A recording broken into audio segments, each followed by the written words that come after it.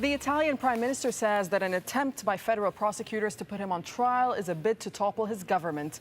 Silvio Berlusconi faces allegations of sex with a 17-year-old Moroccan dancer and then using his political power to cover it up. Here's Lawrence Lee. He may be one of the great survivors, but there's no doubting Silvio Berlusconi has reason to worry.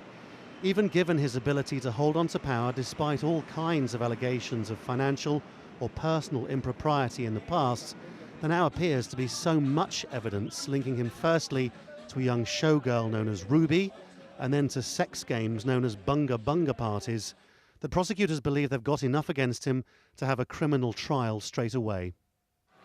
Like everything to do with Berlusconi, this case has split Italy, this time apparently with the young saying he deserves everything he gets, but older people prepared to forgive the aging politician. This is absolutely just. I think it's incredible that people still don't understand what kind of person he is. He must start paying the price for what he's done. The best thing would be for Berlusconi to resign and then a transitional government to come in to work on electoral law. Well, he loves what he does. He should just do it a bit more cleverly, like many others do.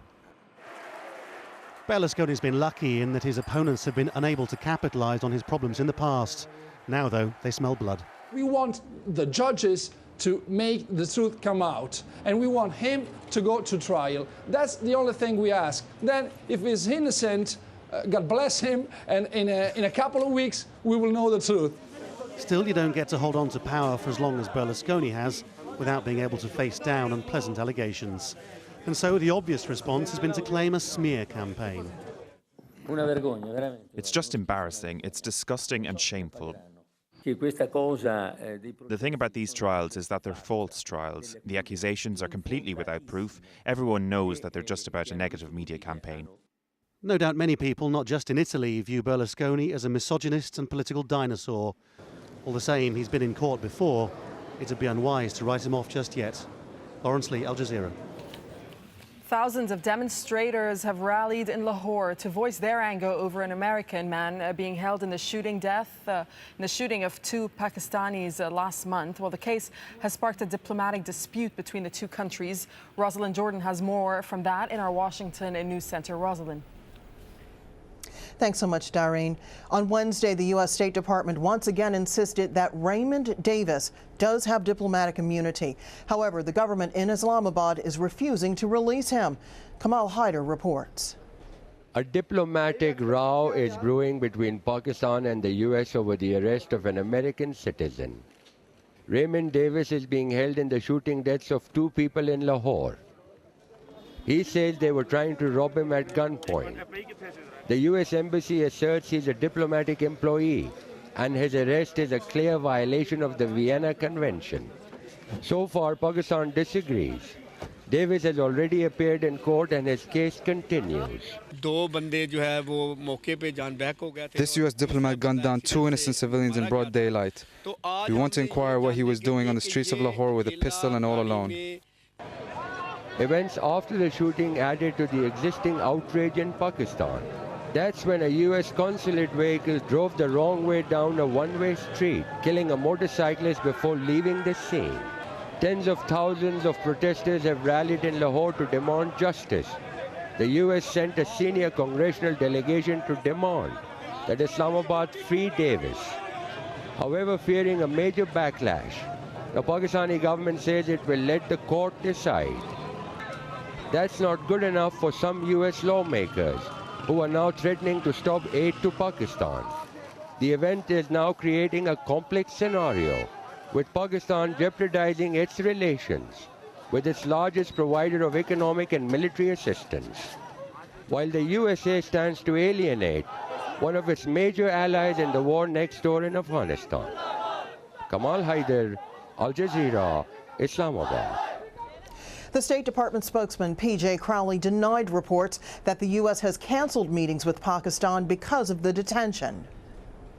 The reports that we have suspended all contacts with the Pakistani government is not true. We continue to have high-level contacts with both in Pakistan and here. to be able to express to them the importance that we attach to resolving this issue in this case. And we'll use every opportunity in our engagement with the Pakistani government to reiterate that position. Other news now. The top U.S. banker has warned that it will take several years for America's employment rates to return to normal. Ben Bernanke's words come as a blow to Barack Obama as he prepares to send his 2012 budget request to the U.S. Congress. Meantime, a new poll reveals a deepening lack of confidence in the U.S. president's handling of the economy. John Terrett has that. In Washington, all the talk is about the 2012 budget and the battle now ramping up over cuts versus spending to boost economic growth. The Republican Party, which runs the House of Representatives, is laying out plans for deep cuts in social programs, from health and education to transport and law enforcement, affecting millions of Americans. Clearly, our number one issue is getting the economy going again and getting people back to work. And we believe that in order for that to happen, that we need to cut spending. We need to stop unnecessary regulation that's hampering small businesses' ability to hire people. President Obama must wrestle between cutbacks to appease the Republicans and efforts to boost the underperforming U.S. economy, which will entail some spending. On his budget radar, plans to help cash-strapped U.S. states that have borrowed billions from the federal government to cover soaring unemployment benefits by freezing their interest rate payments for 2 years. Republicans see this as a massive government spend. The president insists it's necessary to stimulate growth. On Wednesday, the head of the U.S. Central Bank, Ben Bernanke, told the now Republican-controlled House Budget Committee there may be signs of optimism, but a lack of jobs growth is still a big problem. Until we see a sustained period of stronger job creation, we cannot consider the recovery to be truly established. That lack of jobs growth is hurting the president's approval ratings. A new poll shows President Obama gets low marks from Americans for the way he's dealing with the economy. The Gallup survey shows only 37% approve, while a whopping 60% disapprove. Global economic woes have their roots in the U.S. housing market, and bailing out two giants of the industry, Fannie Mae and Freddie Mac, cost taxpayers billions of dollars. As the 2012 budget details begin to leak, it's clear the Obama administration is set on cutting them loose so that never again will the government have to step in as it did in the aftermath of the collapse in 2008-2009. The president may send his budget to the Congress next week, but as usual in the U.S. system, arguing over its finer points may take more than a year to play out. John Terrett, Al Jazeera, Washington. Now, as you just heard in that report, many states are scrambling to make ends meet, and they're using all sorts of means to make the balanced budgets. 36 of the 50 states in the U.S. have either raised taxes or other fees in the past 2 years. Nearly 60% of school districts in California have reduced the length of the school year to save money. In Illinois, personal income tax rates were raised by 66% in January. The state of New Jersey has failed to make a $3.1 billion payment due to the state's pension or retirement system. And in Arizona, the governor there has put a stop to the payment for many types of organ transplants. To talk with us more about this is Max Fraud-Wolf. He's an economist and professor at the New School University in New York City.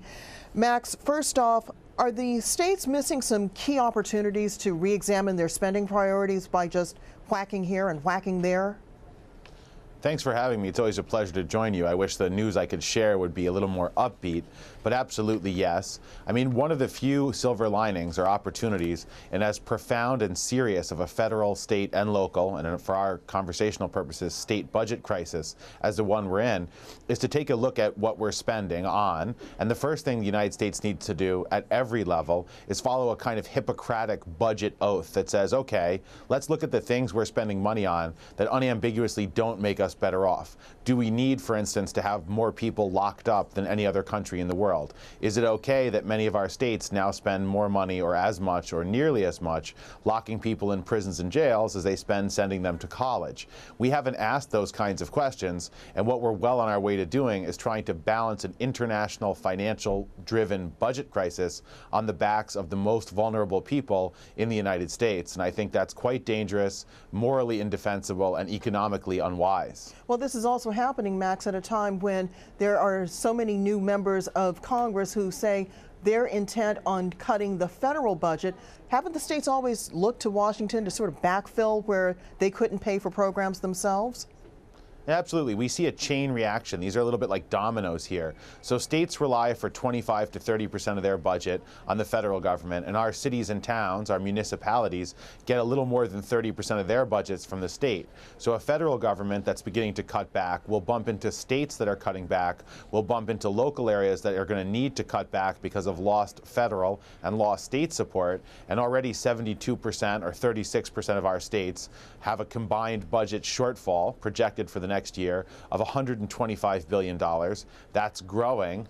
And on top of which we see large and pretty much widespread persistent unemployment, sluggish or negative numbers out of our housing sector. And so this thing is not going to turn around on its own in the next 12 to 18 months. And part of the reason we have the bailout programs that are now being targeted for cuts is to keep the social pain from creating political unrest and or unfair massive losses from low-income Americans.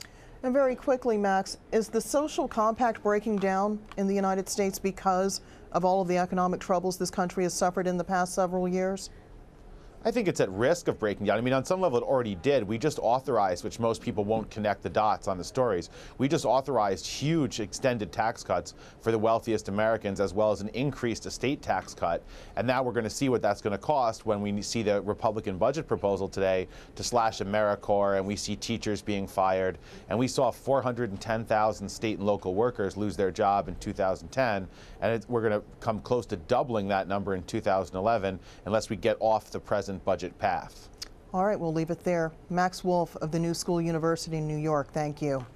And that's just a bit of the news here in Washington. Back to you, Doreen and Doha. All right, Rosalind, thank you very much. Well, moving on, and Saudi Arabia's oil reserves aren't as big as people think. That's according to the latest U.S. diplomatic cables release from WikiLeaks. American officials are apparently very concerned about how much the country actually has and how that will impact on the price of a barrel of oil. Imran Khan reports. Selling the dream, from ancient desert to modern refinery, the image the Saudis want you to see is clear. A world leader in oil production, the world's largest oil exporter, and a key player in controlling what we pay at the petrol pump. But